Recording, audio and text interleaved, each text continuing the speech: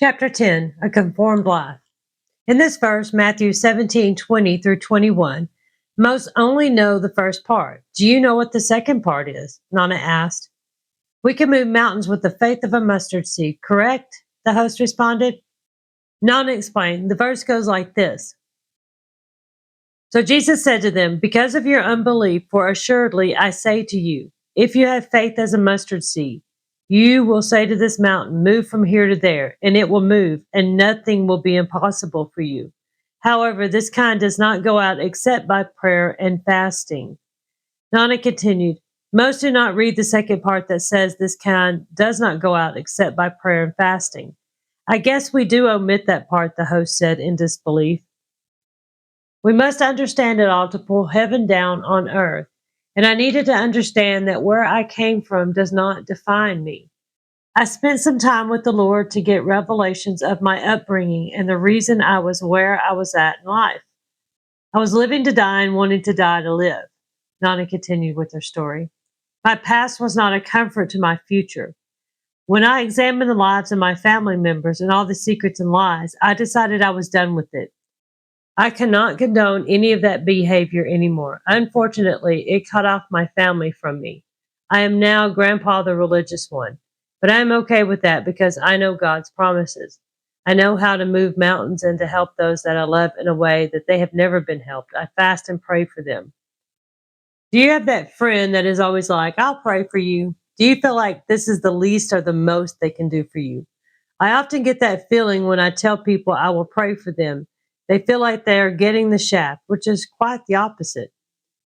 I have been taught by my father the best and the most I can do for anyone is pray for them, to be an intercessor. My goal is to pull heaven to earth when I pray. However, sometimes prayer needs to be emphasized with fasting.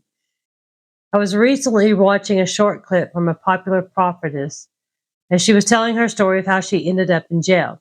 She was released early, and she says it was because her grandmother was fasting and praying for her, and that was the only reason why God released her. She knew the influence intercessors have with God.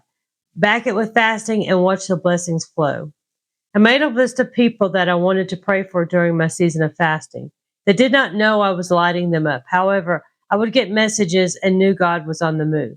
Some of them, because I was sending them angels, experienced extreme warfare. When this happened, I would let them know I was fasting and praying for them and that they needed to fast and pray as well.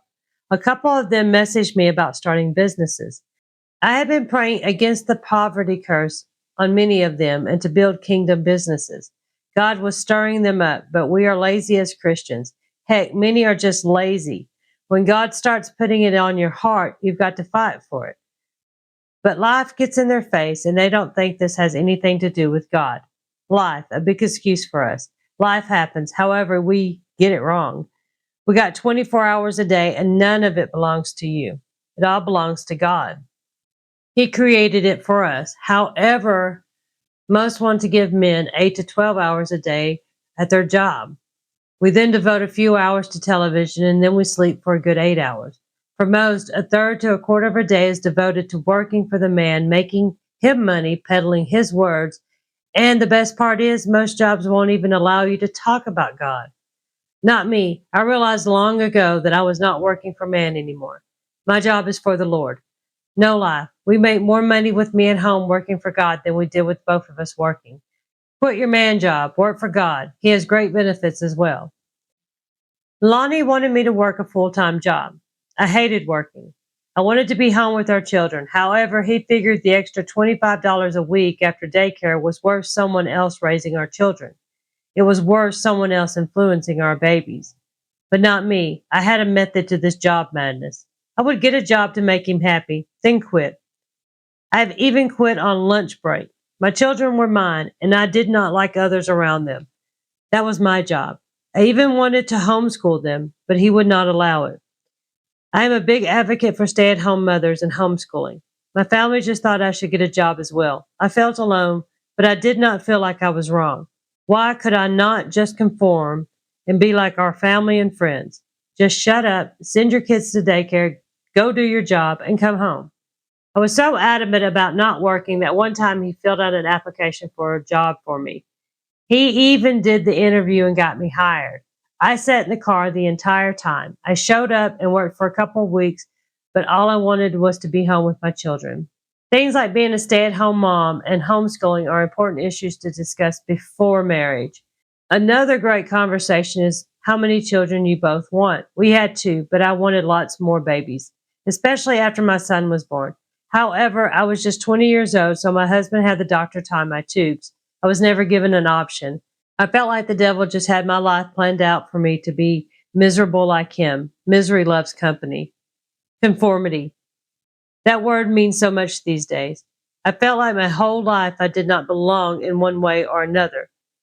I do not like going with the crowd. However, it seemed like my first husband, Lonnie, was chasing the conformity crowd. We did not get along all the time because he was always worried about what others thought and I could care less. I was not a good wife or always a nice wife, but I was doing what I knew and keeping secrets like I was taught. As long as I looked like everyone else and kept the peace, then my life was going to be normal. I saw how my sisters dealt with conforming, eating, depressants, and secrets. My mother was on antidepressants ever since I could remember.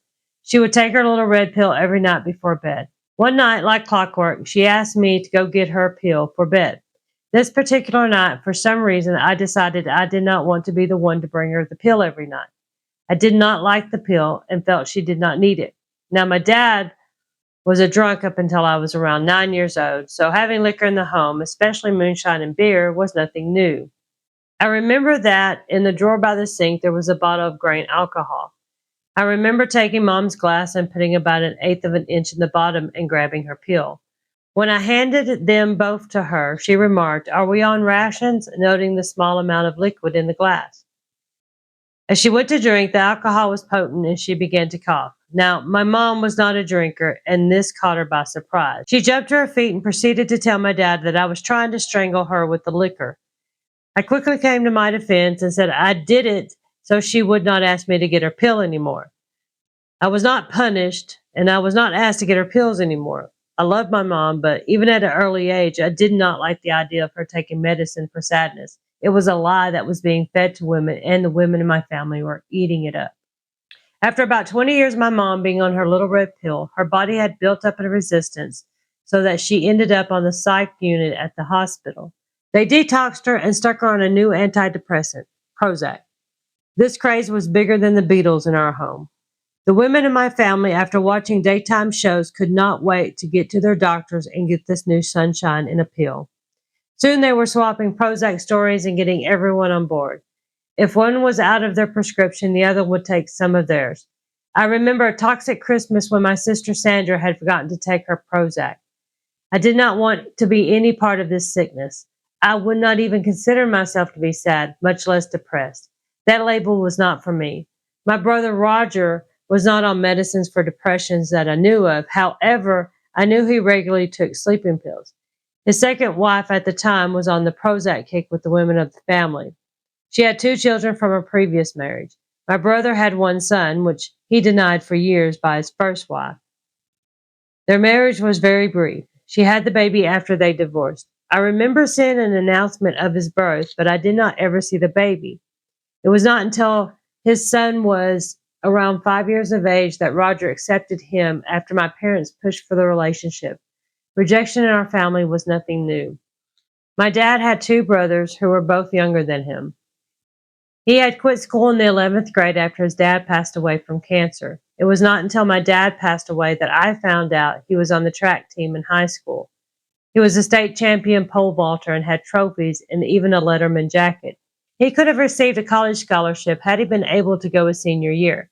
He wanted to go to college so badly that he went when he was older for his job. He never received credit for the classes because he did not have his GED. He was an engineer with no credits. He had a beautiful mind when it came to thinking things through. After retirement, he worked for a company where he invented a machine for them. They tried to get him to patent it, but he refused. He just liked building it. His two younger brothers got to graduate and both went to military. My dad was drafted but was kicked to the curb for not qualifying. I think it had to do with my siblings. My dad and his youngest brother, Jake, were the closest. Jake was the uncle that became a minister before he passed away. He had 5 boys altogether. My dad had 4 girls and 1 boy. All my dad wanted was another boy, but I was the last one and I was not a boy. Uncle Jake's youngest son was born 2 days after I was in the same hospital. We always used to say we were twin cousins. He passed away around the age of 40 from cancer. When I was born, my mother had preeclampsia. I was left at the hospital for observation after she was discharged. My dad was in charge of coming to pick me up at the hospital. My aunt was there because my cousin had been born. She said she was in the hospital room when she heard my dad's voice saying he was there to pick up the baby. Now, my cousin and I had the same last name. Our first name was boy or girl at that point.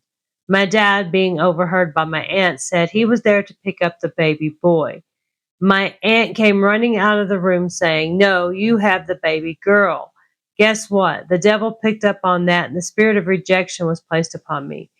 It could have been a joke, but the devil does not know sarcasm and runs with what he hears. My whole time growing up, I never wanted to hurt my dad's feelings. Mom was tough. She could handle rough moments, but I felt as if my dad was fragile. Before he quit drinking, I would play hooky from school to hang with him all day.